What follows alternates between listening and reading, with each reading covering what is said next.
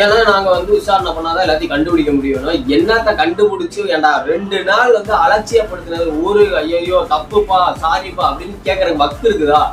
எல்லாரும் என்னமோ ஊழிலும் பயங்கரமா வந்து பேசுறாங்க. பட் வந்து 2 நாளா வந்து இந்த மாதிரி அலக்கழிச்சிங்களே, அதுக்கு ஏதாவது ஒண்ணு சாரிப்பா இந்த மாதிரி தப்பு நடந்துருச்சு, பட் வந்து நாங்க வந்து சரி பண்றோம், நாங்க எப்படியாவது கண்டுபிடிக்கோம் அப்படின்னு சொல்லி ஒரு சீரியஸா ஒருத்தராவது இறங்கி வந்து பேசியிருந்தீங்கன்னா அவங்க எல்லாரும் யோசிப்பாங்க. இப்போ வந்துட்டு நீங்க இப்படி பண்ணினீங்கன்னா ஒன்றும் பண்ண முடியாது அப்படின்னு சொல்லி திமிர வேணா காட்டுறாங்க. தவிர அதிகாரம், உங்களுக்கு அதிகாரம் எல்லாத்தையும் கொடுக்கறதே அந்த மக்கள் தான். எல்லாத்தையும் வச்சுக்கிட்டு இந்த மாதிரி வந்து பண்றாங்க. இதுக்கெல்லாம் வந்து காரணம் என்ன? இந்த அசால்ட்டா இருக்கிறது. இந்த வந்து பிரெக்னென்ட் உமன் இஷ்யூல கூட அதை வந்து ஹைவேல நடக்கிறதெல்லாம் சாதாரண நினைப்பாங்கிறாங்க.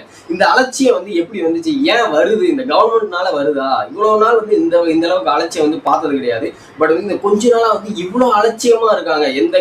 எந்த கிரிமினல் கேசஸ் வந்தாலும் எந்த இது வந்தாலுமே வந்து கண்டுக்காதீங்க, அது அப்படிதான் இருக்கும் அப்படிங்கிற மாதிரி ஏதாவது ஒன்று உங்களுக்கு ஏதாவது இன்ஃபர்மேஷன் வருதா? என்னடா நடக்குது? சத்தியமா இது வந்து தமிழ்நாடு கிடையாது. இது மாதிரிலாம் வந்து இருக்காது. ரொம்ப வந்து நல்ல விதமா இருந்துச்சு. இவ்வளவு மோசமா இவ்வளவு கேவலமா இந்த ஒரு last 3 months 4 months lockup dates அது இதுன்னு ரொம்ப கொடூரமா போயிட்டு இருக்கு. ஸோ இதெல்லாம் எங்க கொண்டு போய் முடிய போகுதுன்னு தெரியல. சீக்கிரம் தேர்தலை கொண்டு வாங்கடா, சீக்கிரம் ஆட்சியை மாத்தி விடுங்கடாங்கிற அளவுக்கு மைண்ட் செட்டை கொண்டுட்டு வந்துடுறாங்க. ஸோ உங்க கருத்துக்களை நீங்க கமெண்ட்ல சொல்லுங்க.